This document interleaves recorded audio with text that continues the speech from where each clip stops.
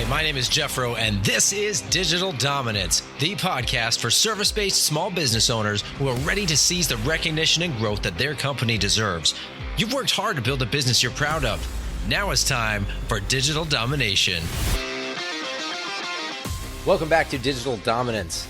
Did you know that 90% of podcasts never make it past their third episode? If you've ever wondered how to turn your business podcast into a revenue-generating machine or how to leverage podcasting as more than just a content platform, today's episode is for you. I'm joined by Ryan Sullivan, founder of Podcast Principles, a boutique marketing company dedicated to helping B2B businesses create profitable podcasts.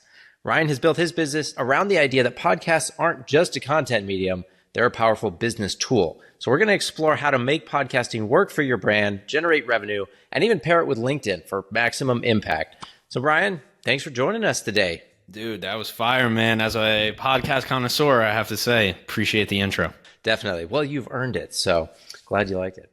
But I'm excited for our conversation because I think our listeners will get a lot out of this, especially those who've ever considered doing a podcast or have started it and had, been struggling with it.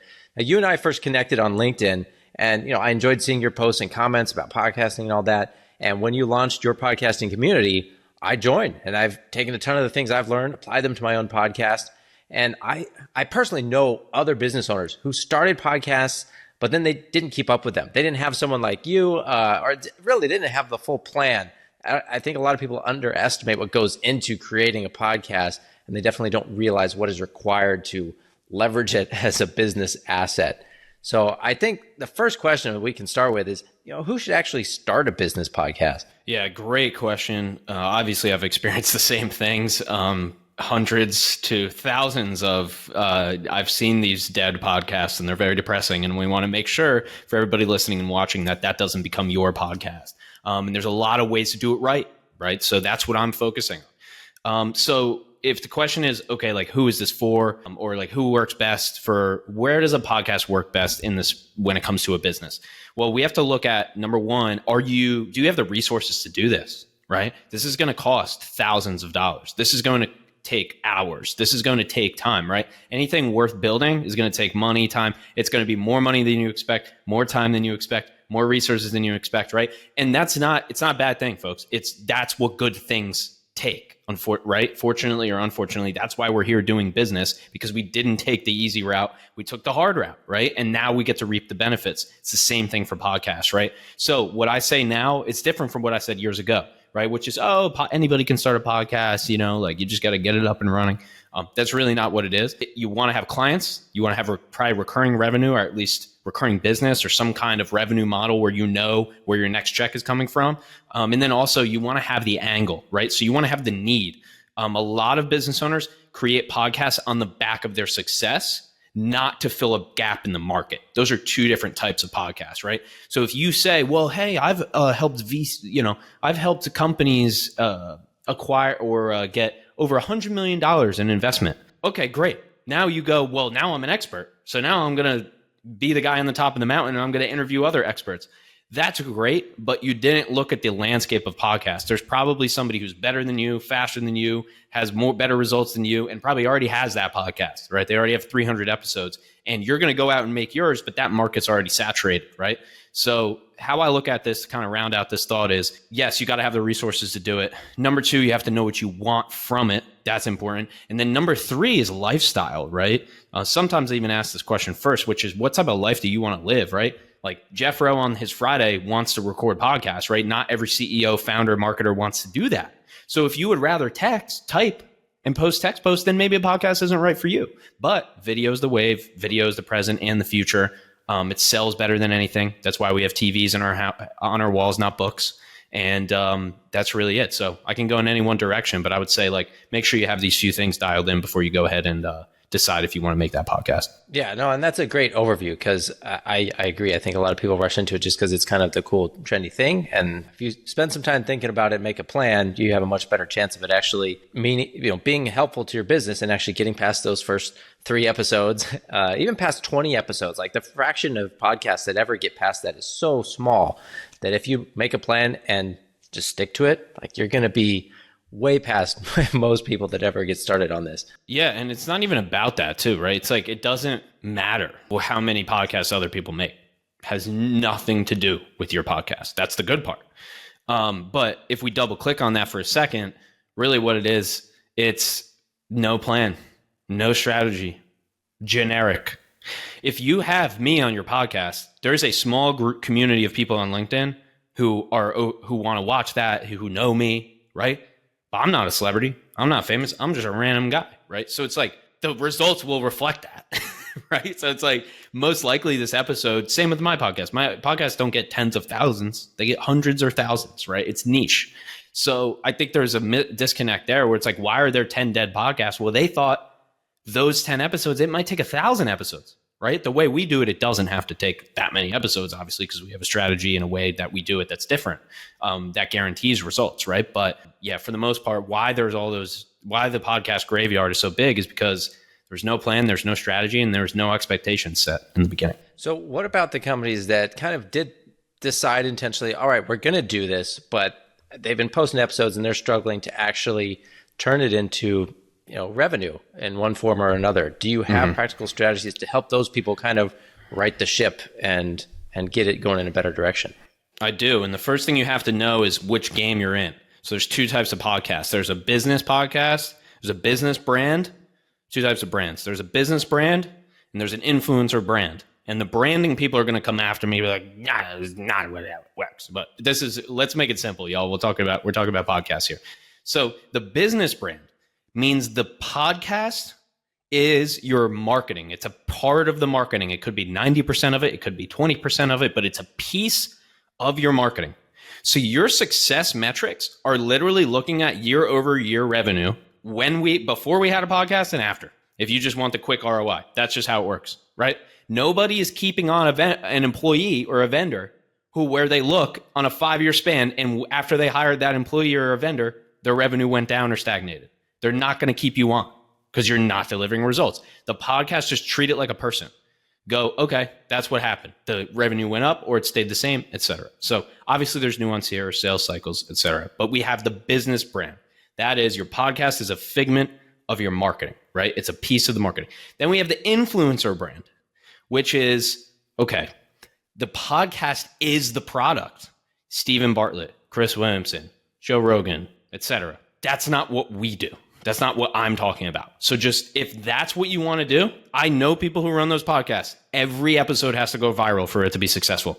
Trust me, you don't want that weight on your back. And I know because I'm friends with them. I'm not making this up. And they have full teams working behind that, to make sure that stuff happens, right? The editing, they are ruthless about cutting stuff out and planning, and the marketing push on every episode is huge. Yes, you can. That's it, man. We've talked about it before. Watch the Stephen Bartlett episode. 55 employees, 8 figures, 9 figures, etc. That's not what we're talking about here. So back to the question. You first differentiate that. You go, okay, we don't have to go viral. Nice. Okay, we actually don't need like sponsors. Nice. Okay, number 3, we just need a strategy where the podcast just has to do something that our other content's not doing, right?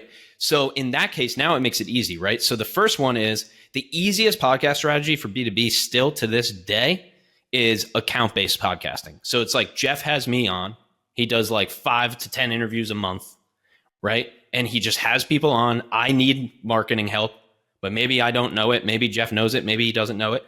And so he gets me on, and after this conversation, he goes, hey, so like, have you done what's the SEO strategy looking like? I'm like, well, I just haven't gotten around to it yet. And then out of those interviews that Jeff does, certain amount of them become clients because Jeff's a cool guy. He's got a nice funnel. He knows what he's doing. He's not pushy. He's not salesy. And that's account-based podcasting. So that's the easiest way to make money. But what that's not going to do is not going to get you views. It's not going to get you downloads. You're going to interview random people for the most part, right? So then what we do is we kind of come up with a combination strategy. So the combination strategy is you might be able to interview some people, but for the most part, you're going to be interviewing your clients, because your clients, if they're going to watch your prospects, for example, if they're going to watch a random person, they automatically don't want to watch a random person. But if they want it to be somebody that you've done business with, because they're trying to figure out, is Jeff a real guy? No, is Ryan a real dude? Does he really have the case studies he says? Well, he's interviewing his clients for like 45 minutes and they're talking about how successful their podcast is. Well, all right, well, at least I know he knows what he's doing, right? So you can have these, what I call client interviews. Then you can have co-hosted episodes. That's where, say, Jeff and I will hop on and it won't just be him interviewing me. We will go in with targeted, very specific topics, and we will use clips from that episode to post on LinkedIn. And that's, for example, part of our LinkedIn strategy, right? And then the third would be solo episodes. And this is what a lot of founders, CEOs, and marketers do not do. If they went in and did solo podcast episodes or YouTube videos, their content would be so much more relevant because people relate to people. They don't relate to text, right? So when they see you talking about the stuff, that's very different than a world where you just interview random people and hope it becomes a famous podcast, which is not. Well, and then I'll point out too, you talked about the influencer podcast. Someone will listen to that episode because of who the guest is, right? It's some celebrity. Oh, it's Simone Biles. I want to listen to that, right? Yep. But like you said, if I'm interviewing a random business owner, they're not going to know who that is, but they will look at the title or the content of the episode. And if it's specific enough to them and the need that they have, that's what's going to make them want to watch it, right? So that's kind of a different way to approach doing that. Yeah, and you could do this too. So there are, which this is hard, by the way. Like if you want to do the industry interviews podcast where you just interview like very like well-known people, that's okay. But you're still in that influencer category where you're kind of trying to rely on like downloads and views, right? To like take these people and put them into a funnel at the end of the day. But so that's okay. Take a lot longer. Yeah, for sure. Like if you're on a 5 to 10 year mission, great. But if you're like, hey, we want to do a podcast, we just want to differentiate our content. Let's just make this simple. Let's just talk about what we're really talking about here, which is you being a CEO, founder, marketer, service-based business owner, whatever it is, SaaS company, I don't care what it is. You need your face out there and you're not that excited, number one, about writing posts and number two, about making TikToks, right? Because that's what the junior marketing manager is telling you to do. Then like the mid manager is telling you like, well, we got to write blog. Instead, you hire a vendor to come in, a podcast specialist vendor. They train your people on how to do this so you don't have to do it. And then they bring you in and say, hey, this is what we need you for. We need you for 4 episodes. It's going to take us 3 hours. And then you're good for a whole month, right? So that's where the lifestyle component of this comes in. It's not as much about, hey, how do we make a podcast that's going to generate a ton of money? Instead, it's like, how do we get the founder or the subject matter expert out there every single day selling literally like in video format, thousands of views a day, so they don't have to actually be out there posting. And the podcast is a really good way to do that without making TikTok. So can you break that down a little more and kind of walk through what it looks like to actually repurpose that podcast content across different platforms to kind of maximize the visibility of this time and effort that you're putting in? Sure. Here's what most companies do. They start a podcast. Nobody understands what it is. Nobody really cares. It's very ambiguous. It's like the company name podcast. Worst thing you could do. I don't know what the hell you're talking about. What the hell is that? Right? So that's what they do. Then they have on random people that nobody knows as guests. Then they pull a clip and then they make it, if they're lucky, this is actually, some people don't even do this, but then they make it about the guest. I don't care. Like I want to watch Netflix. Like I don't want to watch some random interview, right? So that's automatically what they do, right? So what was the question? So I know I'm answering it. Yeah, we'll just walk through the process of repurposing the podcast content everywhere else. Yeah, so that's don't repurpose that way. When you have, right, if you have a boring podcast, the clips are more boring than that podcast, right? So it only gets more boring from there. It only gets more ineffective as you go. So if you want to repurpose your podcast content, meaning in English, if you want to take your podcast and then put it in other places and people actually engage with it and comment and like and share it, then the source content has to be really good. So that's why we go in and develop a podcast strategy. Like that's why this is my next video is, I'll tell you right now, it's 99% of founders get this wrong when it comes to monetizing their podcast, right? So that's the a hook. fact I'm in. Right? So that's why, and for people listening, you can't see this, but I'm putting my notes on the screen. That's why I'm going to write this down in my notebook. Then I'm going to put it into a format that I've created. Then I'm going to put it in the chat GPT for it to write the script. I'm going to cross-reference that my script with a successful YouTube video script so ChatGPT knows what to include and what to not. And then I'm going to take that script and then I'm going to go record the video. Now, since I've built in 3 steps, here's the 3 ways that founders go wrong when monetizing their podcast, I now have 3 separate video clips. Now, those 3 separate video clips, I write really good copy on top of that, meaning stuff that people actually want to read, right? So then the clip is it just accompanies the post. And then for anybody who really likes any of those 3 clips, then the call to action will be, hey, if you want the full version of this, go to the YouTube video or go to the podcast episode. So you see how that repurposing is wildly different from going, hey man, here's a clip here. Jeffro is the CEO of FroBro Technology. Like, right. And like, I love you, man, but nobody's going to care, right? Like even my audience. And it's like, unless we make them care, unless we take the time to give them that. And what I call this is reverse repurposing. So it's when you know you're going to repurpose, it's all about the beginning, right? The repurposing is the thing that is the bacon, egg, and cheese sandwich, right? Like, but you have to have a chicken, and then you have to have a farm, and then the farm needs to breed the chicken, and then there's more. So it's like it's all about what happens before that. That's how repurposing really works. And if you actually want what's being spoken, but I'm not saying, repurposing is based on ideas. It's not based on like, here, I got 12 clips from this podcast, right? So it's based on that 99% of founders get this wrong when monetizing their podcast. That's repurposing, right? Like that idea is what fuels repurposing. And then I'll go and do all of this, Jeff. And now I've done it a lot of times. So I kind of have an idea of what's going to work and what's going to not work. But then the audience will go, either that was good or they'll go, and then you try it again next week. It doesn't end, right? So, but yeah, well, that's how I look at it. I mean, so you're reverse engineering the outcome that you want and then intentionally building the content of that podcast episode. So you can't just show up and be like you said, like, hey, tell us about how you got into this industry and just let it wander and meander. Like, oh, really? You had like, that's not going to help, right? Because it's going to end up, even if it's an interesting conversation for you too, nobody's going to think that it's worth listening to from the outside.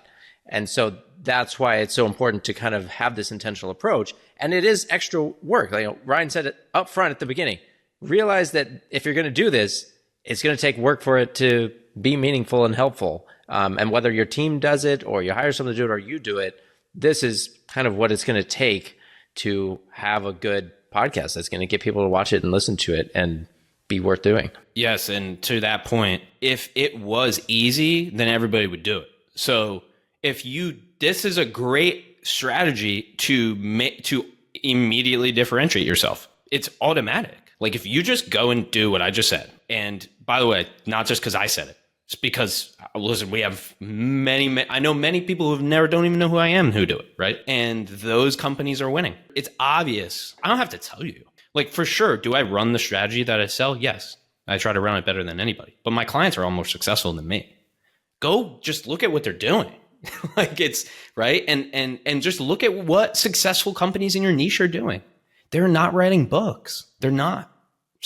Maybe once they get to 70 years old, maybe. But like most of them they're not doing ebooks anymore, y'all. Even if you're a local ice cream shop and you hire, it's Gary Vee, man. Like he wasn't kidding. It works. You hire the guy with 10,000 followers and you make a video with them because they have local followers. That's going to sell you more ice cream than taking pictures of ice cream. So whatever people aren't doing, there's your opportunity. It's right there. It's very obvious. Other podcast companies don't even have a podcast. How insane is that? It like makes my job pretty easy. So let's talk about for a second, what's the best way to approach potential guests who might be a good fit either for future partnerships or collaborations or kind of the stuff you're talking about, right? If you want to get in front of their audience or if you think they're a good prospect for you and you're kind of going through this B2B account-based approach, right? Where you want to sell them. Yeah. So you're saying, what would I, like if I were the company and I was going to book the guest, what would I be looking for? Yeah, criteria? How would you approach them? Look, okay. So first, let's start there, which is first I'm looking at, for me, it's easy because I can just tell if the company doesn't have a podcast or not. But you have to have signals, like, right? So when you create a customer persona or an ideal client profile, you should have also signals that verify to you. Like, I can look at somebody's LinkedIn profile and go ideal or not. It takes me about 9 seconds, right? So you should have that for your industry. So for whatever it is, for anybody listening, right? So you have that. Great. You've determined through my criteria that number one, they don't have an SEO strategy. Number two, they're releasing inconsistent blogs. And number three, I can already tell that it's not optimized, right? Or whatever.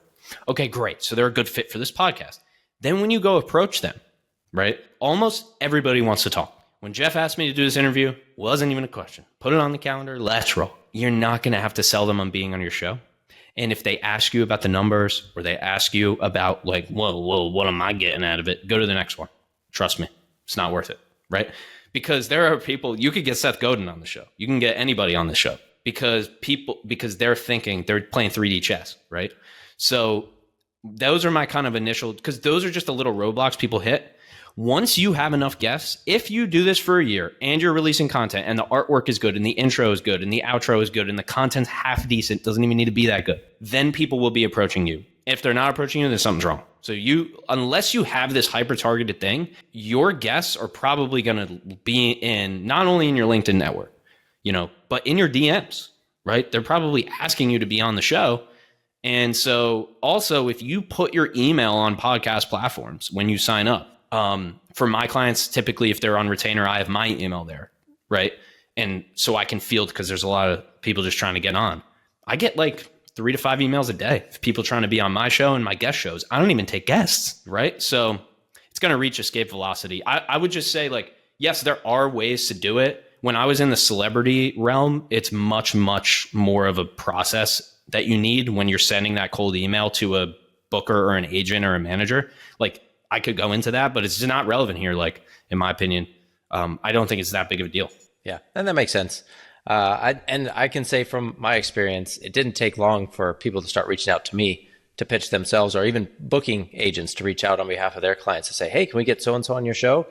And I'm like, yeah, I still review them to make sure they're a good fit. I have turned people away and like, you don't actually serve my audience at all, so I don't think you're a good fit for the podcast. But the nice thing there is then that booking agent understands that, and they come back with somebody else who is a good fit. If they're a good agent, yeah, if they're a good agent, yeah.